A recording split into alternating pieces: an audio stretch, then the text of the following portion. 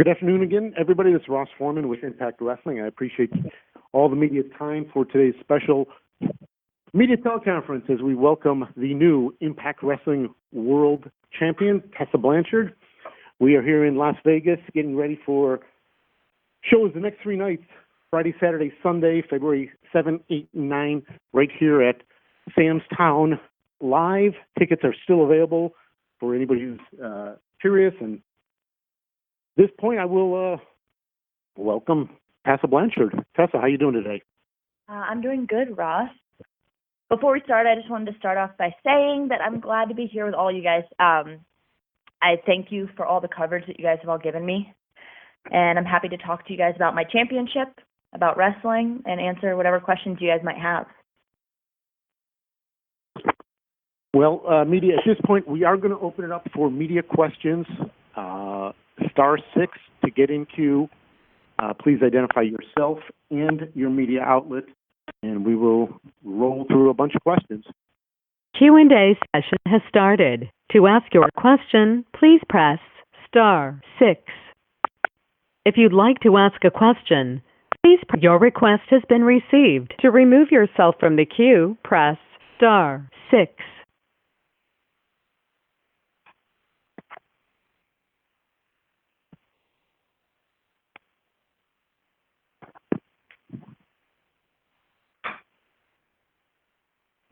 You may now ask your question.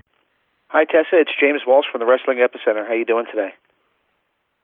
Hey, James. I'm doing good. How are you doing? I'm doing great. So I guess since we last spoke, the big news is that you're the first female to hold a major traditionally male World Heavyweight Championship.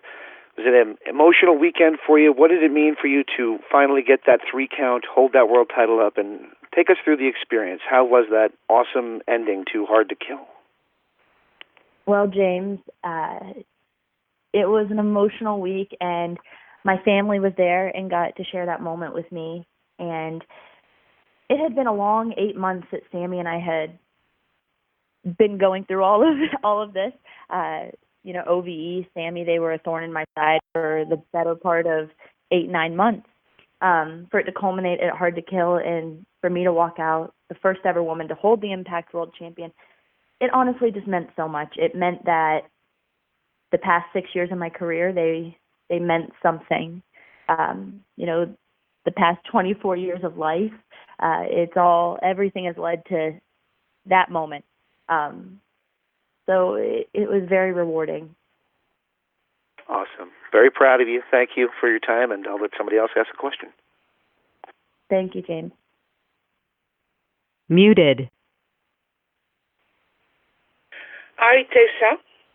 This is Stephanie from Steel Chair Magazine, United Kingdom. Congratulations for the World Championship. And as a woman, you can't imagine the pride it is for every woman, probably.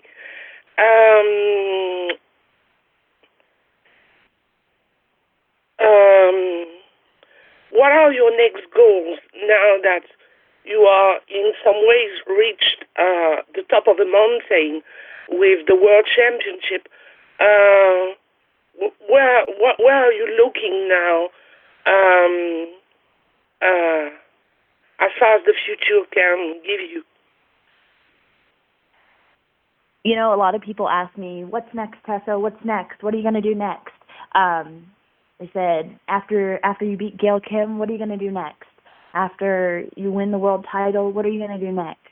And honestly, I'm living in the moment. I'm so proud of everything that I've overcome to be where I am right now. I'm so blessed to be where I am right now. To be the first ever woman to hold the Impact World Championship is something that I never envisioned for myself because I just never thought that it was possible. But now that it has, it's very clear what my next challenge is. I'm going to have to defend the title now. I'm going to have to defend it against all comers. I'm going to have to work harder. My intensity is going to have to be equal to, if not greater, each and every single time that I step into the ring. And that's what I'm focused on right now, is facing some of the best in the world and defending the world championship against some of the best in the world, against some people that want what I now have. Thank you, Tessa. Thank you, Stephanie.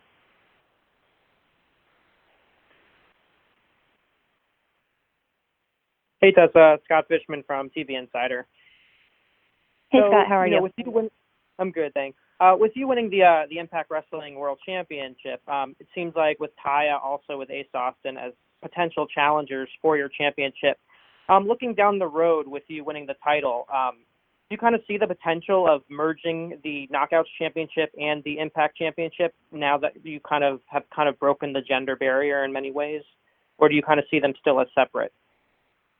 Never say never. Anything's possible. I'm in this to break stereotypes.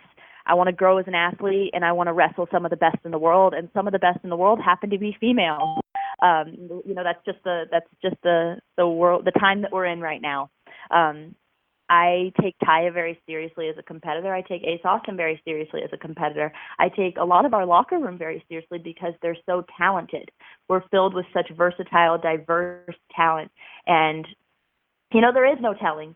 I'm all for it if that's something that were to happen down the line, because Impact has kind of proven that we don't look at it as intergender wrestling. We're just looking at it as pro wrestling. And it might make some people uncomfortable. It's not traditional. It's not what people are used to, but it is our outlook. All right. Thanks so much. Thank you.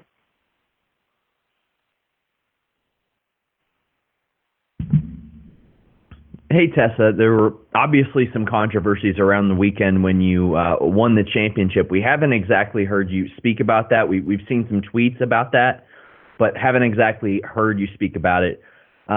Anything you can add beyond what you tweeted that weekend? Sure. Who am I speaking with? Sean Ross Sapp of Fightful. Okay, Sean. Nice to speak with you. Yeah. It was a very emotional weekend. It was full of highs, full of lows. I chose to step away from social media for a little bit because of all the things that were going on. But, with everything that went on that weekend, not everyone's going to like me. Not everyone's going to agree with what I choose to do in my life. I've made mistakes. I've faced challenges. One thing I will say, though, is I've never used a racial slur of any kind. It's just not in my heart. It's not something that I've done. It's not something that I will do. It's just not true. Some people, they look at social media and someone will make an accusation, someone will say something, and then everyone hops on the bandwagon. We've all got our own stories. There's a side of everyone's life, that's public, and there's a part that's private. There's a part that's portrayed for all the world to see and can be judged by anyone that's actually interested in it. And it's very unfortunate that some people resort to saying certain things, but it's just not true, and that's as much as I'll say on it, because I know who I am. People online, that's the world we live in with social media. I faced challenges and obstacles that have enabled me to persevere to become the woman and the athlete that I am today, and this is just another stone in that step. Did that affect you mentally going into your match? What, all that happened that weekend and some of the stories that emerged? Sean, that weekend, it's something that I'm going to remember for a while, because it's a moment, it's a match, it's an event that I prepared for mentally and physically for months and months and months. And it had been built up for 8 or 9 months, I believe. So there was already a lot of emotions that go into it. And the day before, I was kind of hit pretty hard. It's something that I chose to step away from social media, to step away from everything and kind of live in the real world, because to see your coworkers and to see your peers say things about you and some things that are just not true about you, it did hit me very hard. But I'm the kind of person who I have extreme mental strength.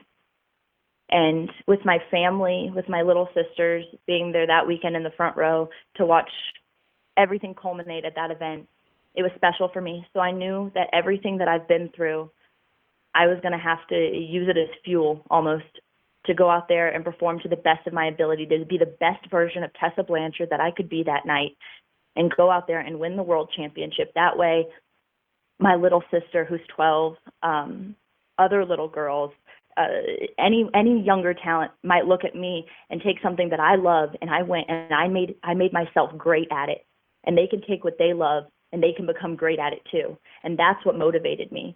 I can handle almost anything.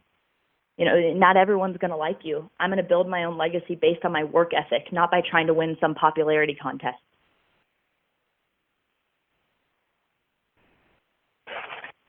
Hi Tessa, it's Joey Mills here from Sport Bible in the UK. Great to speak with you. Hey Joey, how are you doing? I'm really good, thank you. So I just wanted to ask, first of all, was there a point, obviously you sort of grew up around wrestling, being from a sort of a wrestling royal family of sorts. Was there ever a point where you sort of wondered why a woman had never been world champion and decided that you wanted to be the one to finally do that? You know, I think that wrestling the guys is just something that came very natural to me because that's the way that I was trained.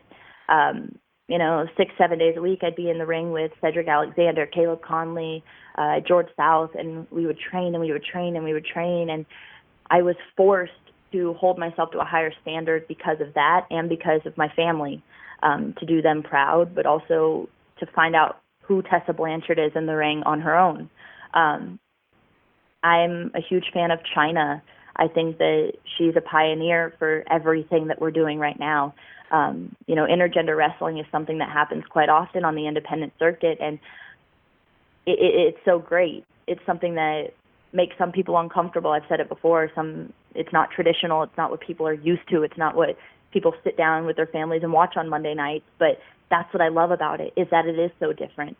When I first started wrestling, I said that I wanted to make history in my own way, in a way that was unique to me and unique to the wrestling business. And I didn't really know what exactly that looked like 6 years ago when I started, but it's all starting to make sense to me, and it's looking a lot like right now. And to be the change, to be the face of that change, it's very special to me. And to be given the platform and that opportunity by Impact Wrestling has made it even more worthwhile. And just one more question quickly. Do you have a message for any young women that might be at wrestling school at the moment or just starting out on the independent scene who aspire to emulate you and reach the main event level and sort of the world championship that you have? Yeah. Just keep going. You know, it's a hard business. It's a lonely business. It's a hard time that we live in right now in the world, but just keep going. I was talking about this yesterday when we went to the leaders in training at the NFL Alumni Association. I was talking to them about how no matter what you love, if you've got this gut feeling and this passion in your heart for something, you can't ignore it. And there's been a couple of times in life where I've had a gut feeling about something and I've ignored it, even just silly things. But then I go back and I'm like, dang it, Tessa, you should have trusted your gut. And I've learned to not ignore passion, not ignore a gut feeling. And if you know you're meant for something, you just know. And that's how I feel about pro wrestling. I knew that I didn't want to be good. I wanted to be great at it. I didn't want to be passable. I didn't want to be just good enough. I wanted to become one of the best in the world. And that's what I've worked at. That's what I continue to work at, to become one of the best in the world. And there's a lot of power in words. And if you say those words, if you truly believe them, and you can look at yourself in the mirror when you wake up every morning and love the person that you're becoming and know that you're following what God's put you on this earth to do, then you're doing something right and you're going to make it. It just, everyone's path is different. Everyone's hardships are different. You know, for some people it might be a little bit easier. Some people it might be a little bit more difficult, and that's fine. It just means it's going to mean that much more when you get there. but if it's something that you love and something you're passionate about, I say just keep going. No matter what trials or tribulations that you face, you just keep going. That's great. Thank you, Tessa. Thank you. Hey Tessa, this is Riju from Sportskeeda in India. How are you doing? I'm good. How are you doing? I'm doing great. So recently we at Sportskeeda, we conducted an interview with Charlotte Flair, and the topic of the four horsewomen came up. So in her mind, she says that you're the only person apart from her who can call herself one of the four horsewomen. I mean, one of the horsewomen, basically. So what is your reaction to this? She said that in an interview, Riju? Yes, yes, she said that. Oh, well, she said that Ronda Rousey, she said Ronda Rousey, Sasha Banks, etc. cannot call themselves horsewomen. Well, I would say that there is a truth to the statement that Charlotte and myself are the two thoroughbred horsewomen.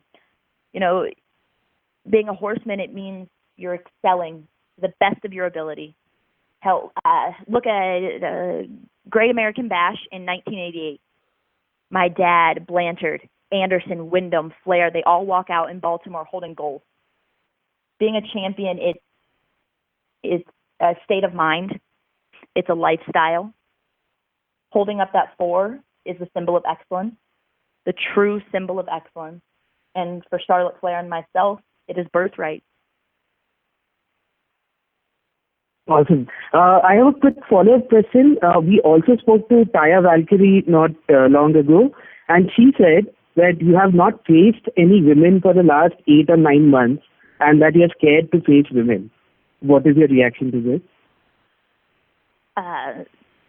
Well, Taya will say whatever Taya wants to say, but I have faced women in the past 8 or 9 months, and I'm not scared to. But I will say, since I've won the world heavyweight or the world championship, that I'm a fighting champion, and I'll fight anybody, man, female. It doesn't matter to me. I'm that confident in myself, in my ability, and I'm that willing as a champion. Thank you for your time. Thank you, Riju. Hi, Tessa. This is Nick Housesmith, Wrestling Inc. Thanks so much for taking the time today. Hey, Nick. How are you doing? I'm good. I wanted to get your reaction to former Impact Wrestling star Booker T's comments about your title reign, where he said it was one of the worst decisions of the company. He said, because now all the men in the company, if they wrestle her and she beats them, it diminishes every guy in the company. I mean, who's the top guy in the company now? I cannot see the man Becky Lynch wrestling Mojo or Brock Lesnar. It's the worst idea in the history of wrestling. It really is. It makes me question and wonder if somebody tried to blow this thing up on purpose. Like somebody said, let's see how bad we can mess this up. Well, Nick, I am honored to be put in the championship picture. I'm under a contract, and I have done everything that's been asked of me to do within my ability for the wrestling fans, which is why I'm under a contract. I've done absolutely everything that I can to do to the best of my ability for the wrestling fans. That's what I always want to do. I want to compete. I want to perform to the best of my ability for the fans. The whys, the wherefores, that's coming from a different meeting, a meeting that I'm not a part of, and I do the best that I can to accomplish what I'm asked to do. Okay, cool. And similarly to a question that was asked earlier about you and Jordan possibly, or you possibly unifying the titles with the Knockouts title, I spoke with Jordan recently, and she said that she may not be against the idea of retiring the title of Knockouts. How do you feel about that term? Like I said, Nick, never say never. Anything's impossible. We're kind of in a time in wrestling right now where crazy things are happening. It's a great time for wrestling. Things are evolving. We're in the midst of an evolution. And I'm all for it. You know, change doesn't happen. Evolution doesn't happen without one or the other. And so to be like an active wrestler in the midst of all of it, it's a really neat thing to experience. It's a neat thing to watch. If you would have asked me a few years ago if I would be the world champion right now, I would probably say no, because I didn't think that that was possible. But I've been put in the position where it is possible. And I'm starting to believe more and more that anything is possible. I just said it a second ago where I'm going to be a fighting champion. I want to face guys. I want to face girls. It doesn't matter because I don't look at it like that. It's not intergender wrestling. It's just pro wrestling. And some of my favorite matches have been against girls. Some of my favorite matches have been against guys. So I'm all for it. If that's something that were to happen in the future, cool. If it's not, that's cool too. Whatever happens, though, I'm all for it. Cool. Thank you, Tessa. Thank you, Nick.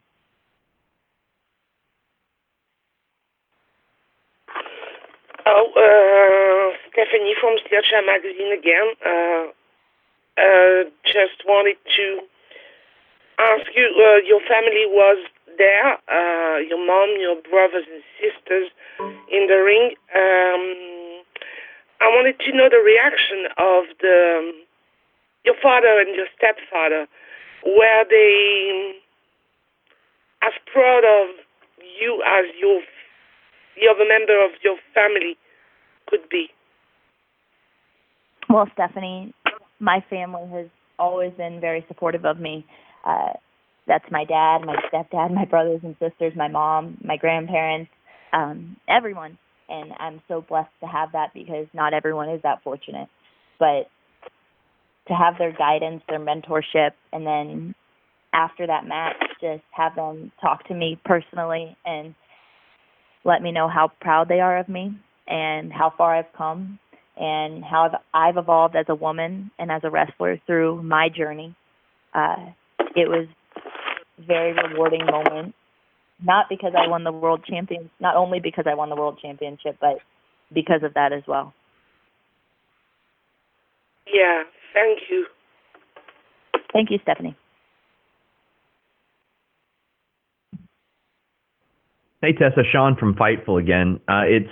It's pretty evident in your work that it always seems like you're trying to win a wrestling match, and not to denigrate anybody else's work or anything, but we don't always see that from performers. Is that something like a concentrated effort that you noticed early on, or something that you put a lot into? Because it does seem like there's not a lot of wasted motion in the ring from you. It's all like, hey, I want to look like I'm trying to emerge victorious from this match. You know, Sean, I always push myself in life, no matter what it is.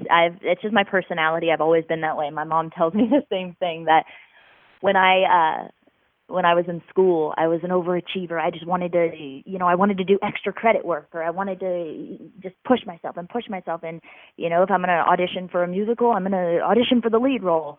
If I'm waiting tables as a waitress, I want to push myself and have the biggest section and do the most work and even do other people's work. That way I'm doing even more. And if I'm in the gym, I want to push myself to have the best body in the gym. If I'm in wrestling, I want to push myself to the top of the mountain.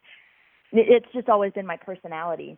So each and every match, I'll even watch myself back sometimes with my dad or my stepdad even, and I want to pick at everything. I want to pick at every detail. I want to know how I can make myself better, because I'm always and forever going to be a student of the game. It's just the way it is. I don't know everything. I don't pretend to know everything. But if I can use the tools and the people around me to become the best that I can be, then I think that that's very valuable. It's something that I'd be stupid to not do. But one thing that I love is that I have the opportunity to wrestle some people who I perceive to be some of the best in the world. And there's no better way to learn about yourself in the ring or to get better than to go out there and just do it in front of a live crowd. And we get to do that so often with Impact and every weekend with the independents. And I value it so much. It's something that I love to my very core. It's just something that I love so much. But I think it's important at the same time to keep a balance. If you love something so much and you're giving your whole self to it, you also need to pay attention to everything that's real in the world, family and true friends, and keep that balance. Sometimes you have to step away from the light and the money and the fame, and all of it's great, but at the end of the day, if you're not a good person and you can't look at yourself in the mirror and be proud of the person that you're becoming every day, then it's all for nothing. So got a little bit sidetracked, Nick. But but I am very, very proud of myself every single. I think it's important to keep that, to be proud of yourself, right, through the trials, through the bad matches, through the good matches, through the wins, through the losses, through the constructive criticism. I'm very blessed for all of it. What are some of the things you think you've improved on the most since coming to Impact, whether it be as a wrestler or a performer? Oh, I love that question. Well, when I first started wrestling, I remember my very first match, and it was in Charlotte, North Carolina, and I remember being in the ring with a lady from the United Kingdom named Miss Rachel, and I didn't know where in the ring I was in the middle. I couldn't tell you which corner. I was just so, I don't know if dizzy is the right word or if I was just lost. I didn't know. It was my first time just being thrown in there, and she carried me. So to look at where I am now, I know I have evolved and I have come a very long way, and I'm proud of that. When I first started in Impact Wrestling, we were supplied with tools such as Gail Kim, Tommy Dreamer, D'Lo, Scott D'Amore and Don Callis, Jimmy Jacobs. And Jimmy Jacobs, him alone, I think, is one of the most creative minds. And then when you look at our locker room, we have such diverse and versatile talent, and all of our minds are working different ways, and the creative process is just, honestly, if you take a step back, it's very magnificent to me. So I think I've learned a lot about myself through promos, through learning to work with other people and listen to their ideas, but also take them and collaborate with my ideas to create something that's different that maybe we haven't done before. You throw in people's size differences and their style differences, and you clash with it, and it creates something cool. You're telling a different story each and every night, and I think that's what I've learned most, because Impact is the first TV company that I've really worked consistently. So I've learned the TV style. I've learned how to evolve Tessa Blanchard, the character. Thank you.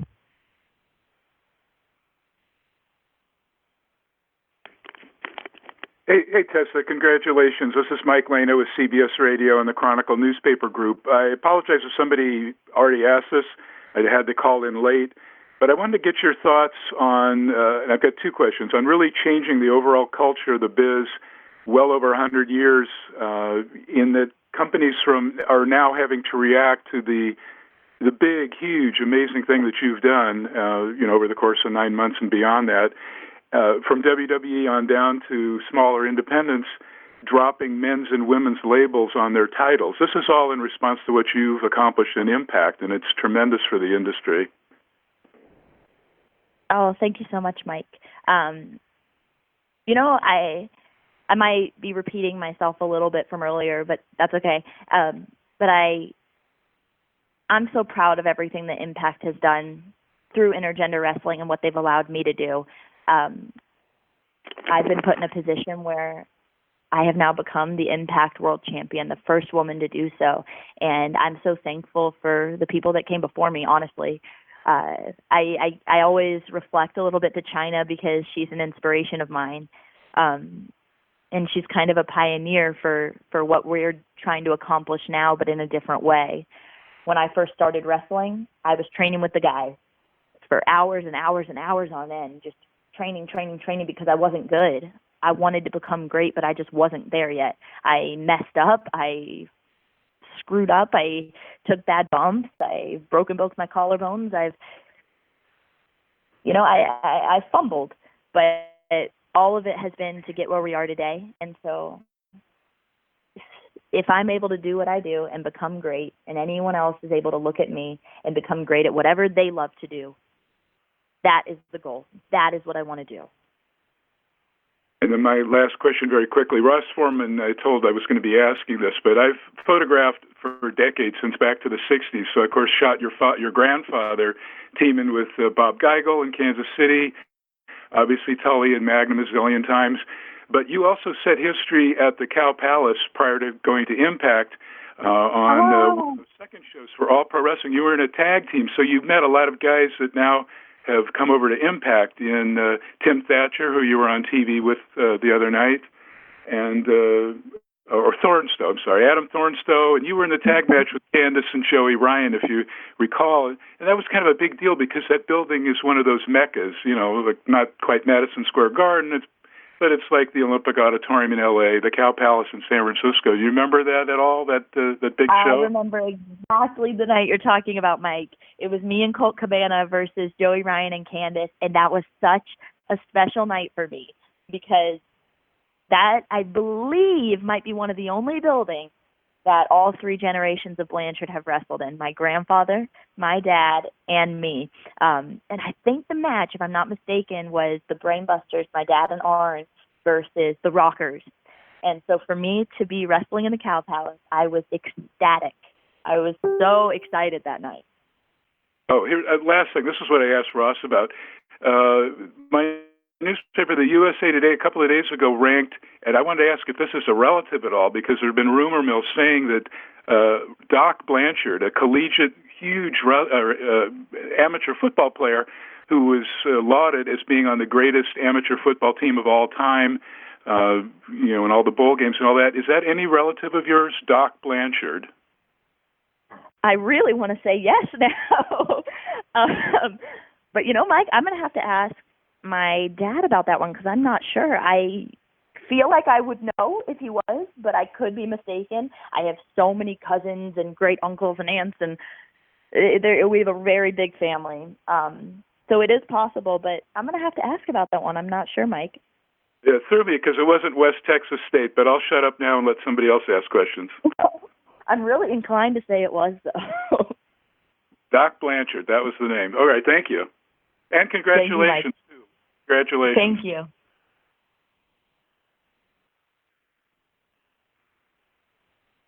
Hi, Tessa, Riju from Sportskeeda again. So the video of you wrestling with Sammy on the streets got some 5 million views on YouTube. Why do you think it broke the internet the way it did? You know, I was shocked when I found out that it had 5 million views on YouTube. I'm not really sure. That was a very cold night. I remember we were in Melrose Ballroom in New York, I think it was, and it was freezing cold after our show. And anything that Sammy and I do, you know, all of our beef aside, anything that Sammy and I do, we give 125% into it. Whatever match, whatever backstage interaction, whatever it is. You know, Sammy is one of the most talented people I've ever met in my life. His mind is so creative. The way that he thinks is very different than a lot of people that you'd meet. And, you know, he was also the thorn in my side for 8 or 9 months, him and OVE. And I'm not really sure why it got 5 million views, but probably because both of our passion is just so great, and maybe other people are able to see that. Awesome. And one quick follow-up question. What do you think of Impact bringing back the TNA name at WrestleCon? Could you repeat it one more time, Riju? Yeah, so basically, I believe that Impact Wrestling is bringing back the TNA name for one night only at WrestleCon. So would you have a reaction to that? Oh, yeah, I'm excited. I'm excited to see the people from TNA that we bring back, just to see so far who we've brought back. I'm like really, there's a dream match of mine, and I actually haven't been vocal about this or tell people about it, but Chris Sabin is a dream match of mine. And so if I would get the opportunity to wrestle him, I think that would be really cool. I'm getting to check off a few dream matches or people on my list here recently. I have Amazing Red coming up, which is another one of them. But at the TNA show, if I was able to wrestle Chris Sabin, whew, I would be happy. Fantastic. Thank you so much. Thank you, Riju. Hi, Tessa. It's Joey from Sport Bible again. I just wanted to ask, obviously, sort of winning the world title, there's the implication there that you might be able to defend it overseas. I just wondered if you'd given any thought to perhaps defending the Impact Championship in other countries, and if there was any opponents overseas that you'd thought about facing. Oh, definitely. I would love to defend it overseas because I love going overseas. Just the few places that I've been blessed enough to go to, Australia, China, Japan. The UK is one of my favorites. Just the fans there, absolutely incredible, always. I would love to defend the World Championship there. One person I think that I would love to wrestle is Will Ospreay. We've wrestled each other before, but it was a tag match, and it was What Culture Pro Wrestling years ago. But to have a singles match against Will Ospreay, I think would be... If you'd like to ask a question, your request has been received. To remove yourself from the queue, press *6. You may now ask your question. Hey, Tessa, it's James from the Wrestling Epicenter again. Hey, James, how are you? I'm doing okay. I was kind of not wanting to ask this question, but I'm going to ask it anyway because I can't help myself. A few weeks ago, I interviewed Malaya Hosaka, and I was expecting her to say that she loved intergender wrestling, but she kind of gave the opposite view on that. She said she worries that kids on the playground will then think it's okay for boys to hit a girl and things like that, for the boy to think it's okay to hit a girl. What do you think of the cultural aspect on it? Because me personally, it's kind of one of those things that I go back and forth on in my own head on it. Sure, I'm not ignorant to the fact that a lot of people don't like it. My viewpoint on it is a little bit different because I believe that there's strong style wrestling, there's lucha libre wrestling, there's deathmatch wrestling. I think there's intergender wrestling. It's a style of wrestling. Not every style of wrestling is going to be for everyone, and there is absolutely nothing wrong with that. I think that I get why it makes people uncomfortable. I understand where they're coming from. I'm not going to say that they're wrong. None of us are wrong. Wrestling is an art. Wrestling is whatever we want it to be. And it might make people uncomfortable. It might not be what people are used to. It might not be traditional. It might not be what people sit down on the couch and watch with their families every week. And that's what I love about it, is that it is different. Evolution does not happen without change. And right now we're in the midst of a change. I said it earlier in this teleconference where if I have a gut feeling about something, I'm learning to trust it and to just go with it. And if I feel passionate about something, then I have to trust it and I have to go with it. And this is something that I'm passionate about. And I'm not going to tell anyone else that they're wrong. And I'm not going to let them tell me that I'm wrong about it. It's something that I love. I don't look at it as intergender wrestling. I look at it as just pro wrestling. And I think that there's a way to tell the story. I think that there's a way to go out there and do it. And if people just keep their mind open and give it a chance before they write it off automatically, then I think they would see that too. There was an instance last WrestleCon weekend, I believe. Yeah, last year, WrestleCon weekend. Impact show, I wrestled a guy. I wrestled Joey Ryan. And a lot of people look at Joey and put him in a box. They don't see what an amazing wrestler he really is. When you strip his character away, Joey is one of the best wrestlers I have ever seen. And if I tell him that, he'll blush a little bit, but he is. His basics are amazing. The way that he moves in the ring is incredible. And I remember when we came back to the locker room, Santino Marella came up to me and he said, look, I wasn't all for this. I didn't like intergender wrestling. I just wasn't for it. But after watching that, I understand and I get it. And for him to keep his mind open and to give that a chance, he saw that too. And I think if other people did that without just I hate to say stay in the old school mindset, but take your mind out of a box. Wrestling is whatever we want it to be. There's so many different styles, and we have the freedom to go out there and to create. Awesome. That's the one thing. Just to add on to it. Yep. Just to add on to it, sorry. No, my fault. I find it very empowering.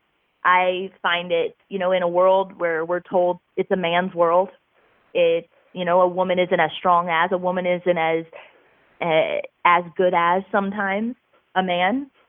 Mm-hmm. To go out there and to show that, no, we are athletes and we are strong women. I'm surrounded by strong women. Jeannie Buss is one of the strongest women I know, and she looks at it a little bit the same way, I believe. That if we can go out there and empower someone to become great at whatever they love to do, then we have accomplished something.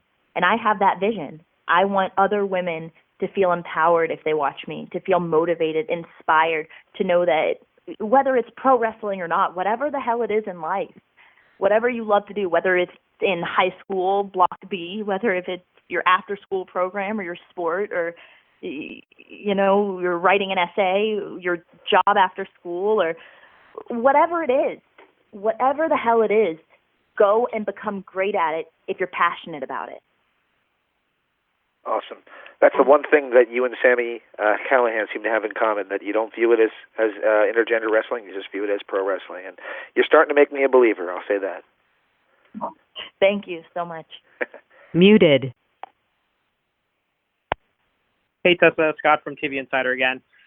One of the things that is great about, you know, this trailblazing moment for you is the fact that you're 24 years old. I mean, you've been in this business for a couple years now. I'm just curious, you touched on it a little bit as far as an in-ring performer, but as a person, you know, within the wrestling business, you have to learn kind of how to have thick skin, and you can go through the ups and the ebbs and flows of being a wrestler. How do you think you've grown as a person as far as when it comes to things that we don't see in the ring? I mean, besides what we see in the ring, like behind the scenes, and comes to travel and dealing with different personalities in the locker room. Just how do you feel that you kind of have grown, or is there a moment for you when you were coming up that you said, okay, I'm feeling this way or I'm acting this way, I need to make a change for myself? You know, this isn't a business for the timid. It's not a business for the meek. It's not a business for the too thin-skinned. And I've been tested in this life, in this journey, in this sport. And one thing that my dad always tells me is that I've graduated from the school of hard knocks. And, you know, I've given some, I've taken some, but one thing that I've done is I've never quit. And through this whole journey, through the past 6 years of my career, and, you know, I've grown a lot as a person. I'm not the same person that I was 6 years ago. I'm not the same person that I was 3 years ago. I'm not the same person that I was last year. You know, you grow and you experience life, and you take those experiences and, you know, your fumbles and your wins and your losses, and you use them as fuel to become the best version of yourself possible. One thing that I've really learned is to show respect to people even when they don't deserve it. Not as a reflection of their character, but a reflection of my own. I want more than anything, and over the course of my career, I've really, really focused on this in my head. I want to become the best Tessa Blanchard possible. That way, if someone else watches me, if someone else can look at me in the ring, they can go and become great at whatever they do. I've said it a few times, so I might be repeating myself, but nobody can kill your dreams. You know, the world, every single day when you wake up, the world's going to ask you who you are. And if you don't have a strong idea of that, you know, through the money and the fame and, you know, the TVs and all the social media, and, you know, people say nice things about you, people say bad things about you, people are always going to have something to say. You've got to have the mental strength to know in your heart who you are. And if you don't know that, then the world is going to come at you and the world's going to tell you who you are. And I am a strong believer, and I have the strength in my mind to know that I am stronger than that, and that the world can't take away who I am because the world didn't give it to me. And that goes for everyone. The world can't take away your dreams. It can't tell you who you are because it didn't give it to you. And I think that's one thing that I've really, really focused on over the past few years, and grown as a woman, grown as an athlete, grown as a performer, grown as a sister, grown as a daughter, and hopefully grown as a leader. All right. Thanks so much. Thank you. Well, media, I appreciate your time very much. We have one final question that did come in to my email. And Tessa, if I can ask you this. It came in, and the question is about the magic moment as you walked back up the aisle at Hard to Kill, and you were greeted, Scott D'Amore, Tommy Dreamer, TJP, and a bunch of the Impact wrestlers and staff. Your emotions carrying the championship belt. I remember being in the ring, Ross, and after I won the belt, I looked at Brandon Toll, the referee, and I said, "We did it. We did it." And it's because we did it. It was something that at Slammiversary, I came up short. At Bound for Glory, I came up short. At Hard to Kill, not this time. Third time's the charm. My mom, my sisters, my brother, they all got in the ring, and they just were full of emotion, and it was really special for me. I didn't know, though, that when I would turn around that the better half of the locker room and D'Lo and Tommy and Gail were all standing up there, and it kind of just took me back for a second, because these are all people who have poured into my life over the past year and a half or 2 years that I've been at Impact, and they've kind of mentored me, and I've taken their advice and their guidance and used it to hopefully become a better athlete, become a better person, to become a better champion. But that's a moment I'm never going to forget. That's like one of those moments that they talk about in your career where that's the moment you remember. I was filled with so much emotion. To share it with my family, to share it with the locker room, to be the champion, to be the face of the company. It's what we all want to achieve. We all want to get there. We all want to be at the top of the mountain. And to know that I came out on top, I came out as the world champion, I achieved that. All the hard work, all the late nights, all the training sessions, all the wins, the losses, the mess-ups, the injuries, all of it's been for something. I didn't tell people this. I didn't go public about it, but 5 weeks, 4.5, 5 weeks before that match, I had knee surgery, and I went out there 125% and gave my all, and I came out the world champion. All righty, Tessa. Well, thank you. And media, thank you very much. We've been pushing just under an hour at this point. I thank you. Everybody at Impact Wrestling thanks you. I will give the floor one final time to Tessa, just for a final thought as we wrap it up today. Yeah, I just want to say thank you guys for all calling in today. It's been great to speak to all of you. Thank you guys for all of your coverage on me. I value it very, very much. And thank you guys for everything you do for Impact as well. I'm so glad that you guys called in to hear my story, to ask me questions, and I will leave you with that until next time. So thank you, media. Perfect. Thank you very much, media. We appreciate everybody calling in. Like what you're hearing? Follow us on social media. We are on Facebook at facebook.com/Wrestling Epicenter, or just search Wrestling Epicenter in the search box on Facebook. On Twitter at WEpicenter. On YouTube at IWR Interactive. And of course, check us out at WrestlingEpicenter.com, your hub and home of all things professional wrestling interviews. We're the originals, and we love what we do.